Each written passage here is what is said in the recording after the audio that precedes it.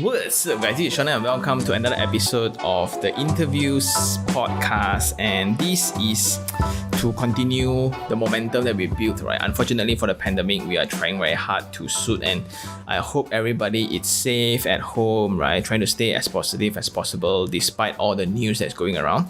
And coming back to the podcast, in today's episode, I've invited a friend, right? This friend, his name is Frax Cole. He's the CEO of his energy company. And what is cool about this episode is I want to let people, like all of us, right, to understand there's dimensions in our home. So despite knowing that the floor area X and Y axis, right, there's also Z axis where it's the height. So now we are pretty particular about the height, and we need to also be particular about the daylighting, right? Then the energy consumption, then the internet, then the sound condition of the home, because all these elements makes the difference, all the difference in fact. So what's the difference between a home next to the mountains versus a home next to the highway? Build up may be the same, light may be the same, just that the air can be different, the sound can be different, and it's going to be the main contributor of the price difference as well, right? So without further ado, this is the podcast and enjoy. So what's up, guys? This is Sean Tan, and welcome to another podcast. And in this round, right, I invited a very important guest, as always. But the encounter of this person is rather peculiar. We met each other via an alumni dinner. Then his first words from him is, "I know you, bro." So that was the weirdest first statement. I thought I damn famous already at the time. Yeah. So in this round we have Mr. Frax Cole, energy expert, right? So he does a lot of things, but I will let him do his own self introduction. So take away, bro. Yeah, thanks a lot, Sean. Yeah, I still remember that night. Yeah, when I look at you, it looks really familiar. Yeah, but I can't recall. Yeah, then suddenly you ask me, am I buying some property? Then I said, oh yeah, then I know you are the good property guy. Yeah, it was so weird. Mm. Yeah. And because of you, that YouTube the video, and that's how I brought my property, which I'm staying right now. Yeah, so thanks a lot for that. It's really helpful. Yeah. So hi everyone, I'm Frax Cole. So I'm the group CEO from Plus Energy Holding, and formerly, I started this clean energy company, which named as Plus Solar in about 9 years back. So right now, actually, we just go through a rebranding exercise. So we just name ourselves as Plus Energy, and the reason is because in the past and right now, actually, we are doing solar like power plant solar and also solar industrial buildings. Long time ago, actually, we did for solar for home. And right now, actually, we already start involved in other clean technology like AIoT, energy management solution. That's why we just like to go beyond solar. That's why we rename ourselves as Plus X Energy. I see. Wow, that's so cool. And I guess the main reason why I get Frax here today is energy is being one big component in building, right? Yep. And not only during construction, like when the building is in operation, it takes up a lot of energy, especially in like MCO now, right? The energy bill is insanely high. And what I want to understand more about Frax is like, how did you get into this green energy segment, right? Because he has a lot of these talks, right? He has been recognized in don't know how many energy summits, then PwC awards, all these crazy awards, right? That's why it's very difficult to get him in. Maybe you can share like how did you start the company and what was the goal to achieve initially? I see. Probably I would like to bring the whole story back to my uni time, which is about 13 years back, because I was a university engineering student, but I don't really like engineering. Yeah, actually, in fact, I hate engineering. Yeah, I'm not really sure about your case. I think you're studying architecture, right? Yeah, but probably no, I was also an engineering student, but I also gave up halfway. I see. Probably around our time, you see, I mean, for me, since like the whole world only have 4 jobs, which is a lawyer, doctor, accountant, engineers, and when we are really good in like mathematics, science, physics, then we have to become engineer, or else we probably are not really good. So that's the reason how I choose engineering, but I hate it. I spent most of my time as as a student leader, do a lot of different school activity until my final year. I knew that I probably need to do something for me to really get a job. So as an engineering student, we have final year project, which is very important.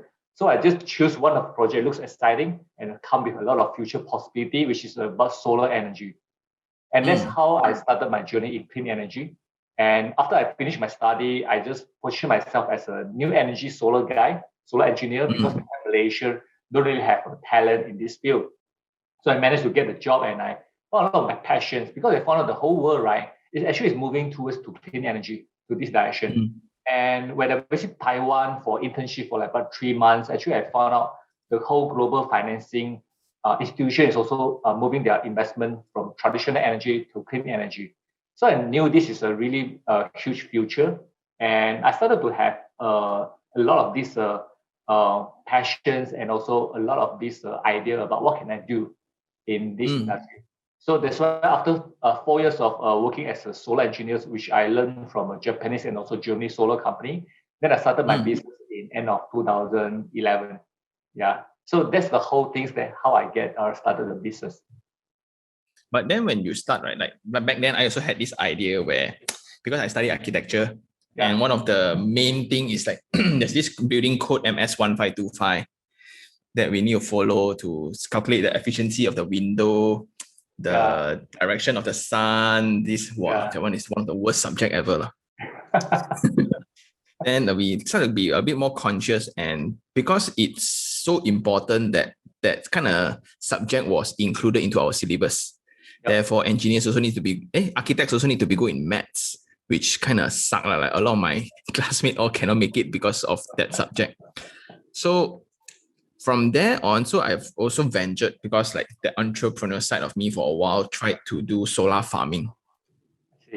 But it was, I think it's really 10 years ago, like what you said, entirely true. Like back then, it was not a thing in Malaysia at all, right? Then how did you come up? What can you describe like your first ever attempt in a building that applies solar? How was the response to the management, and what was the challenges like?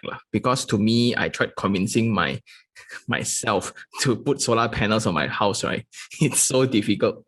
So how was the thought process like and things like that? Yeah, it's very different. I would say in end of 2007, when I traveled to Taiwan as an internship student there, actually I went to the architecture firm in Taiwan, Technology University. And over there, right, this kind of green building concept is pretty new and really acceptable for a lot of big corporate. So it's quite easy to push over there.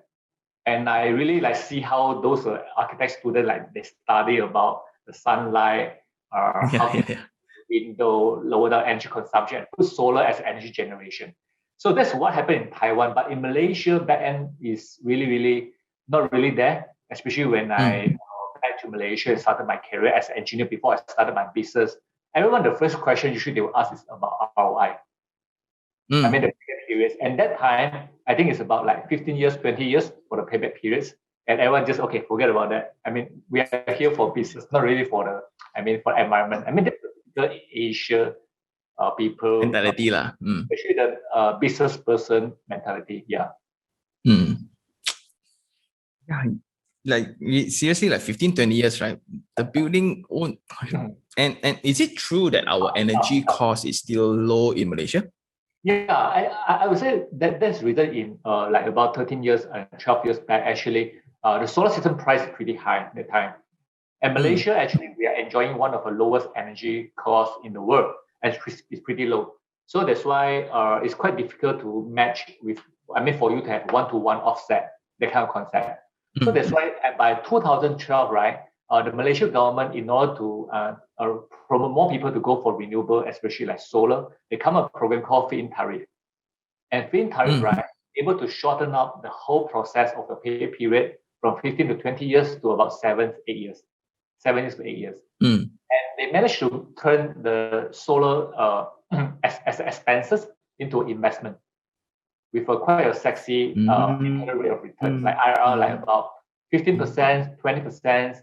And this kind of those return is something pretty cool for a lot of business owner.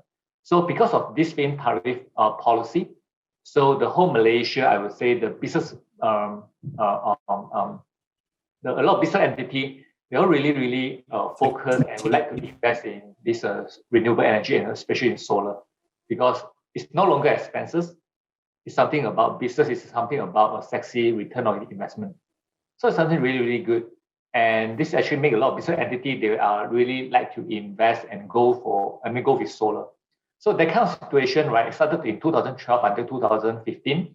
Actually, the whole market, right, everyone are rushing for this quota. Yeah, because they're able to sell the energy back to TNB with a higher price under the feed-in tariff policy. And this, I would say, the demand is more than supply. So a lot of people actually, they want to go for solar, but they couldn't really get a license to own a solar system. That's quite some time ago. Yeah. So like, how is it different like today? Is the tariff system still in? Yeah, the tariff system actually has really changed, because last time I would say solar price is quite high, EV price is coming out. So they're using the feed-in tariff to subsidize this gap. So people, they are able to get quite a good investment on that. So along the year, right, actually solar system price has dropped a lot. I would say since about 10 years back until today, right, actually solar system price has dropped at, I would say, more than 95%. That's a huge drop. And our energy price actually has keep increasing. So today, there's a different policy called net energy metering or self-consumption. And the whole concept is, once you generate solar energy, you are not going to sell it back to TNB, but you are going to consume it. You are going to consume all the energy yourself. Yeah. So you're able to have so you're able to save your energy bill from whatever solar energy that you have generated. So I would say today, there's for a lot of factory, especially business entity, when they invest in solar, right, under this program like self-consumption or net energy metering, for this offset kind of scheme, right, they are able to enjoy some of the tax incentive from MIDA, which is tax incentive and also capital allowance. So they're able to entitle like about 48% discount from that. I mean, sort of discount. So in short, the payback period is about 3 years. Yeah, so I mean, you can see the huge progress from 15, 20 years, 7 years, and right now it's about 3 years. That's good, man. Because the only reason why, like when we were designing buildings back then, the only reason why we want to consider solar panel is when the management starts complaining, the facility managers, right, will then complain, hey, then they start cutting the signboard, they start cutting the electricity among, they close the interval floors punya light then everything just shut down because the 60% of their monthly bills, right, all goes to electricity. 60%. So it's pretty insane. And the other reason is we want to go for certification from these green index, GBIs. Yeah, correct. So, and we always consider, okay, I will get silver, I will get the bare minimum pass first. If I were to add solar, then that puts me up to another different category, right? Yes. But is it common, like, because it makes sense to commercial buildings, like offices and factories and things like that. Do you think it's viable for residential buildings? Yeah, I would say residential building actually is viable because so-called the net energy metering policy, they can offset model actually is applied for residential houses. Especially right now, I would say most of our energy consumption is no longer in our office or in factory. It's like right now what we are doing. So by installing solar, right, actually we are able to offset our energy bill from TNB. Especially, let's say right now we are generating in the daytime and we are still consuming energy at home. So it's quite a good saving. It's quite a good push right now. Yeah. Then what would be the upfront capital? Like if maybe in a better context, it's like for a high rise, right? Let's say if a condo, excuse me, then like what would be the initial capital? So for management, right? Let's say if I'm in the JMB today, it's seriously too high electricity bill, we need to do something. But then we have the sinking fund to somewhat fund this initiative. Like what would be that amount that you think that is going to occur? Yeah, we come across with a lot of these condominium requests, and unfortunately, I would like to say is not too suitable for condominium. First of all, it's because of the building structures. For a lot of condominium, right, It could have a swimming pool on top, or it could have a different facility there. And the roof, especially on the top, usually is not flat at all. And also, it's not that big. So I would say it's not the kind of the solar friendly roof. Yeah, that's why when we come across a lot of all these project and also inquiry, right? Unless they would like to build a solar condominium really in the beginning stage, in the designing stage, then we design, for it. If let's say it's about retrofit, it will be quite difficult. Yeah. So so that is one of a major issue. That's why most of the cases actually for individual houses, right, it will be mainly on the landed houses. And what is that ratio from your roof to your building area? Is there a golden ratio that is more optimum? Sorry, from the roof to the floor plate. Like for example, factory makes a lot of sense because it's almost 1-to-1. The ratio of the roof to the land area of the land, right? Then like for condos, it's like maybe 10% roof across the land area that's such size, right? I see. Actually, it's quite simple, as big as possible. As big as possible. Yeah. So like those high-rise building, right? They could use a lot of energy. However, because of their surface is pretty small, so this is the limitation for solar technology. Yeah, it's all back to the space. So we need more space to put more solar panels. Yeah, that's why it was able to see like solar farm, which need a huge land, factory buildings, all these things actually come with a land and come with an area, come with a space. Yeah, that's why condominium, I would say, is a little bit challenging. Yeah. So like for your clients, right? Generally, like the only one I know is actually in Ikea, right? Ikea factories. And when I was in Penang, I was reviewing this project. Then when I would point to Ikea, right, you look at the roof, that one my friend do one. No one actually believes that you are my friend, but that's very sad. But then like how drastic is the savings? Like, is it okay for you to disclose? Yeah, can. I would say for like Ikea case, right? Because the whole building is like a shopping mall. And actually the roofs, I would say the size is pretty big. So we are able to install like about 1 megawatt. Yeah, roughly about 1.3 megawatt size.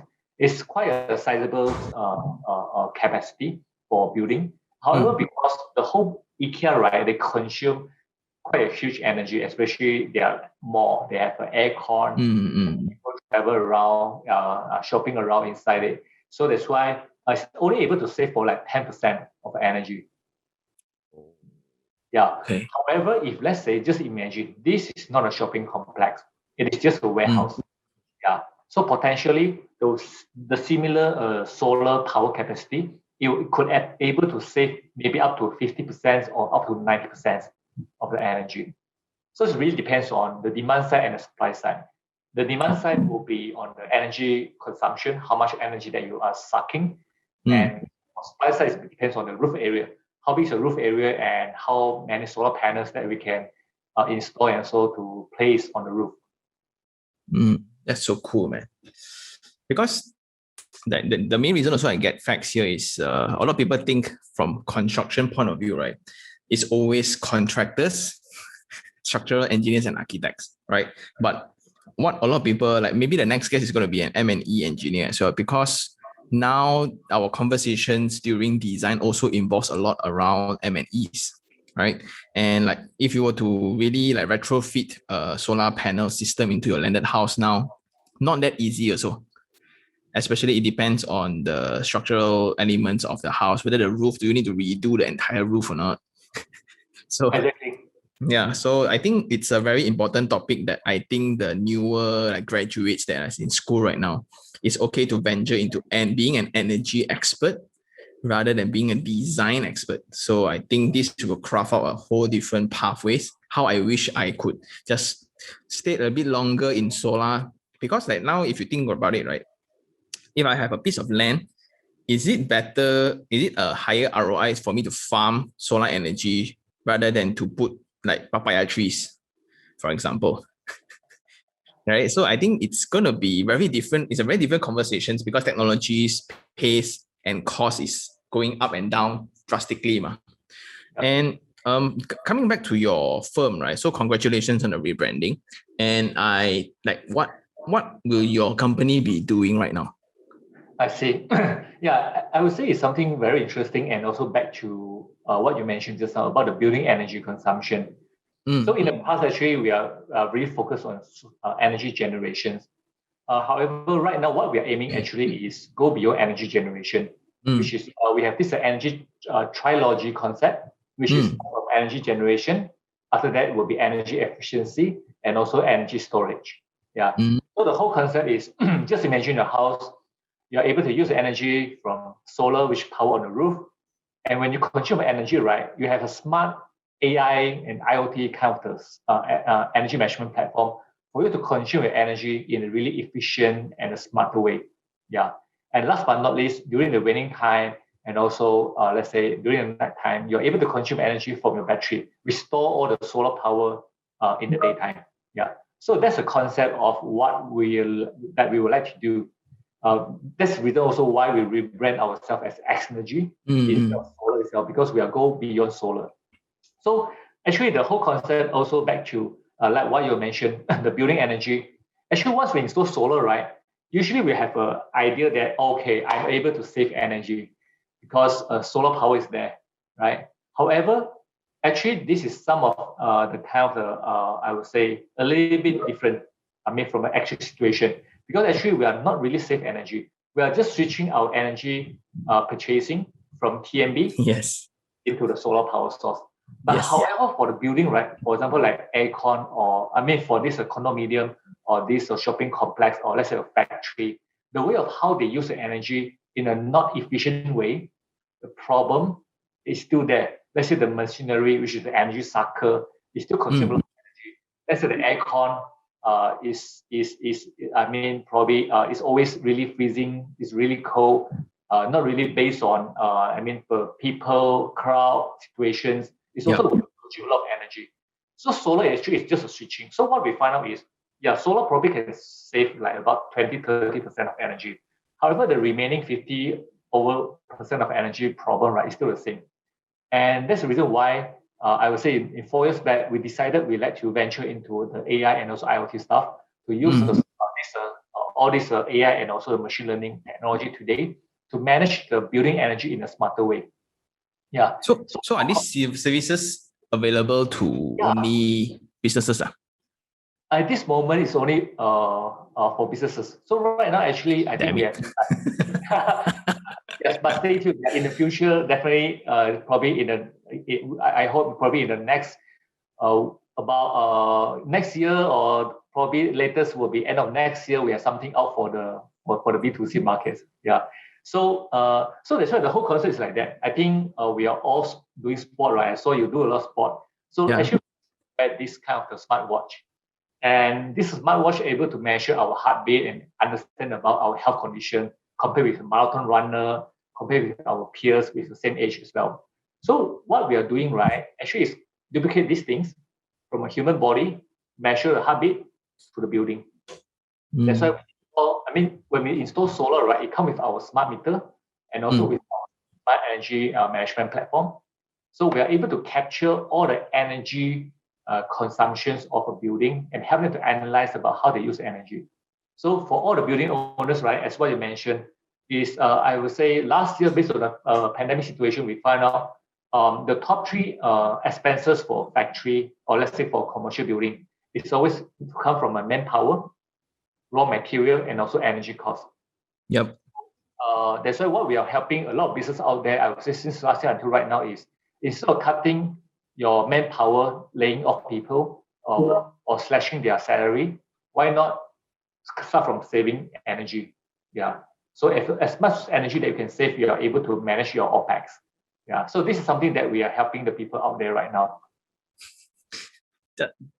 Exactly. Like a lot of people say that property rental is one of the worst thing. No.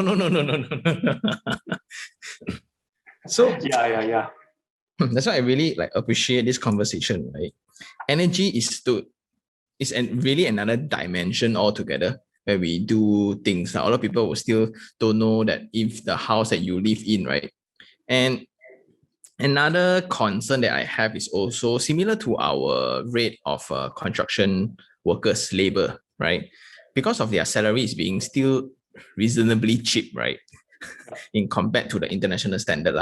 That's why the technology in building construction cannot really prosper until today because it's still cheaper to hire a few foreign workers, throw into the site and they do one day $80, $100, right?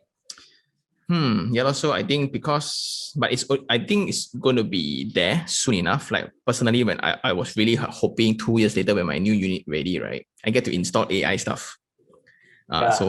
So when I go in, then they know what kind of temperature I like. So it's going to be so cool. And I really look forward to the next generation home because if you just browse smart homes in YouTube, right, it's all these futuristic thing that we can never achieve one because it's all for show. Yeah, But you're right. But whatever that you are doing, right, your company is doing is to make things like execution, really put all these concepts into practicality, right? And it needs to be funded by all these traditional, conventional business people, which is one of the worst people to talk to. All money and cents, right? Exactly. Because I would say, I quite agree with what you say. I mean, from those YouTube or any channel that we see a lot of smart home, it's really fancy.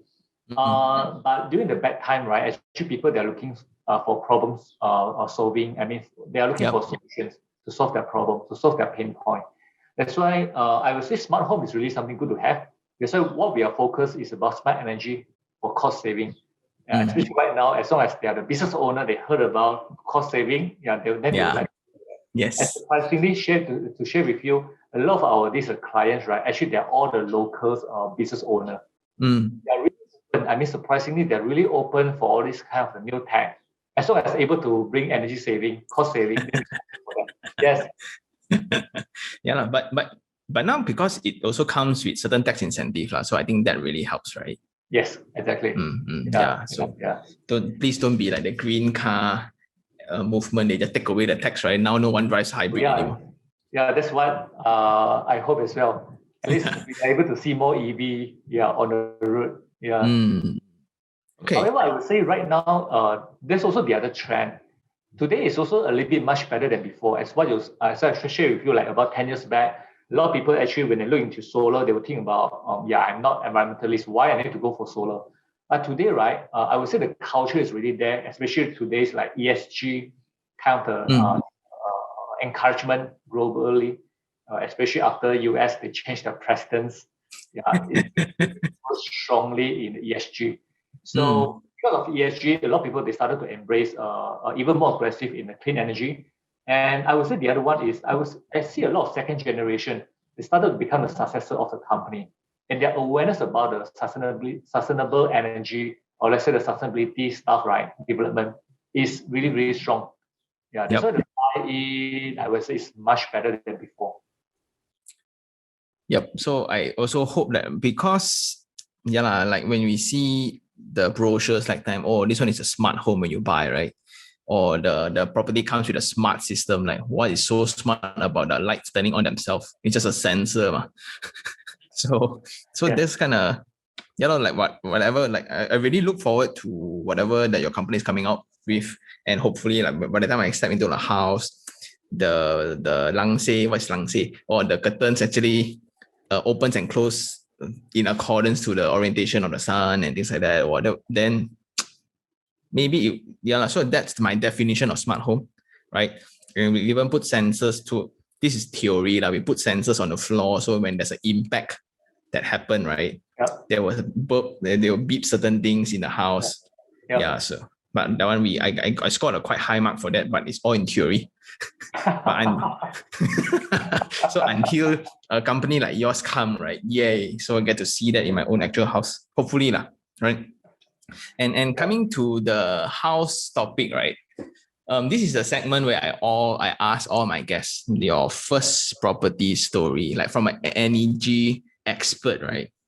How was your first property purchase like? Okay, actually my first property purchase is a condominium. So I'm unable to install solar. I'm able to install solar on my parents' house, which I stay for like 30 over years over there. So yeah, I mean, that's why unfortunately my first property is something very important for me, quite meaningful for me, but unfortunately it's not come with solar because it's economic. So how can you describe like what kind of purchase is that? Oh, okay. Yeah, I would say that time, actually, when I I just started my business, I think probably about second years. Yeah. Mm. So that time, I just look for a place which is quite, I would say, quite centralized between my wife, workplace, and also where I stay as well, and also my office. So actually, it's at this close to this Star Park area. Yeah, Mm. ones are there because I stay in Ampang, my wife at Selayang. So that's one of In quite the center. yeah. So yeah, look for space, and actually I quite like city view. So I just go through the every single unit because I prefer buying those ready built buildings. So I just go and check for their layout, and I like the unit. Right, it's always come with a lot of different space enough, and also the design also able to access to a lot of sunlight. So that unit is pretty cool because I'm able to access to sunlight anyway. Yeah, Mm. in any place, and I do have a KLCC view in. I mean, just inside my bedroom. Yeah. Mm. So anyway, so that's just I mean how I choose and how I decide my this first property. Definitely come with a cost, come with a view, conveniency, and everything. View, huh? How much was it? Around like 300,000-400,000. Okay, actually, I'm that's a sub-sales unit. The time I bought it, actually the one who bought it first, I think they are about 350 something. So when I bought it, about 480 something. Are you Yeah, still holding it today? yeah, I'm still holding it today. Yes. So you rent it out? Right now, actually, just leave it there. Yo. Oh, this one, rich people like that one. I haven't got the time to manage it yet. Yeah. Yeah, so I think when you purchase, right, do you still remember like the interest rate back then when you buy? Oh, okay, that time I think it's about four something. For something. So it's like quite Yeah. it's quite recent, like 7 years ago only lah, around. Yeah. So so you see, this is exactly my point. Like a lot of people would think that views and things like that is not important until, because from an investor point of view, right? To me, a KLCC view doesn't mean that the tenant is going to pay more, but it means that also people who want to live there like yourself would want to pay more just for the view and the orientation that it gets sunlight and things like that. Exactly. And also the facing. A lot of people don't care about orientation until lately when I start the channel that it does facing south and north makes a lot of difference. And actually it does. Your entire, especially for a condo, like your condo, your living and your bedroom, right, has the same orientation always. So when you all face east or west, right, oh, habis. It's going to be so warm in the evening, right? And okay, so we can talk about also like one of the landed properties that he bought via my channel. So I reviewed one of these projects. And back to that encounter, right? When he see me, like, I know you, you sell property one, right? Then like, no.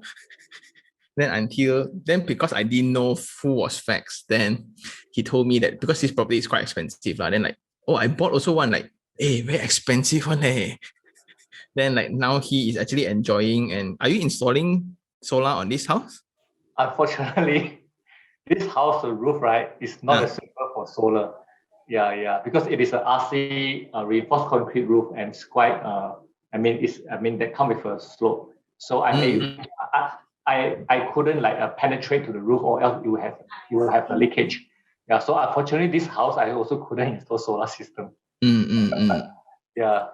Yeah, but I would say, the time actually I surveyed for a few places, and I came across with these YouTube channels, and I think that time you are the only one who really introduced this property area and analyzed the pros and cons in quite a detailed way. Yeah, so yeah, it helped me a lot. That's so how I'm able to remember you. You're the famous YouTuber, so that's my first impression. Yeah, just I couldn't recall which channel or where I come across. Yeah. Okay. So So via this episode, right, I hope to achieve several things. Like number one, it's to spread energy awareness, right? Like when you buy properties, like the orientation matters because it will affect your energy consumption in the house. Like if your terrace house face east or west, especially west, your bedroom will suffer the most because it's facing the evening sun. Then when you at night you want to sleep, the energy consumption is very high because most of the aircon load is just to cool down the concrete. Actually, the concrete will absorb all the heat, and when at night they will release all the heat, right? And that's one of the main things that a lot of people don't understand. A lot of people thought it was feng shui, why they don't want to face west. To me, but it's also another concept where if you are living in a CBD, right, then your orientation of facing north and south also matters. Where do you want your longest facade facing the sun, or you want a shorter facade facing the sun? That's also another whole different concept. Then also in the next episode, maybe I want to get like sound insulation experts. Apparently, a lot of a lot of us suffer from noise because when you stay at home now for the entire day, noise is one component that is killing me actually. Like it's because we stay quite close to the main road, that's why it's every time got motor, got car. Oh my god, you listen to every rev of it, right? And this episode helps me expand that dimension. Like instead of that 3 dimension that we XYZ, then we also have daylight luminance, we also have energy, we also have sound, we also have comfort. All these plays a role in creating that perfect home, right? So, like, is there any things that is going to come out from your companies soon? Oh, okay. Yeah, I would say actually we are preparing some of I would say much affordable solutions for solar residential markets. Yeah, so we haven't officially launched it yet. Yeah, but stay tuned. Yeah, when we launch it, yeah, we could have a time to chat about that again. Yeah, maybe we can do this on a physical basis so we can really. Yeah, I hope so. So maybe I will put the link of the company below if you guys want to know more, especially if you're a business owner, right? You are a factory owner. And if you want to talk about cost saving, do check out Frax Cole's company. I think they are doing great work. No, I say because they win so many awards. Right? Sometimes when I scroll, right? Yo, how envious. Right. And I think, is there any, so let's say if you were to go back to the day where you buy that property, is there any regret that you bought that property, or is there other things that you would buy elsewhere? Actually, at the time I was considering the other property at this what do you call that, Malawati, no Malawati area. I'm close to KL East area, close to the forest area there, and that condominium, I couldn't recall the name right now. I think it's by Sam Darby. Really, I would say it's facing to forests and greeneries there, and the air is pretty fresh. But that's not the KLCC view, Yeah. Oh. So actually, I was choosing between these two. Yeah. So not really saying regret because right now I'm staying quite close to the forest based on your introductions. Your one is like next to it, man. Oh yeah, just next to the forest. But previously, I think so far so good. So I would say that's still one of my best decisions at that time. Yeah. And like your current house, I keep seeing your kids playing around the park, and the importance of common areas then means a lot if you're a family, right? Yeah, correct. Especially when you have kids, I think especially you. Yeah, when your kids are growing up, the little monkey like to jump here and there. Yeah, and it's very devastating, right, to see when now children are stuck at home, and if you're in a high rise, right? Exactly. And you have 700 square feet only, then like, oh my god, where is the energy gonna go? The energy of the kid gonna go? Exactly. Especially during the nighttime when we need to get our kids to sleep. Yeah, then to release the energy is really important in the daytime. Yeah, so it's almost like your battery thing, like your trilogy thing. So I think that's all for this episode. It's a rather short and concise one, but I really do appreciate Fax appearance in this one. Thank you so much, Mr. Fax. Thank you so much, and I hope that we can do this physically again. We will wait for your new product soon. Hey, faster do lah. I want my house to install cool stuff. Sure. Thanks a lot, Sean. Okay, so for those who like this episode, like it, share, and even subscribe. Stay tuned for the next one. See you again.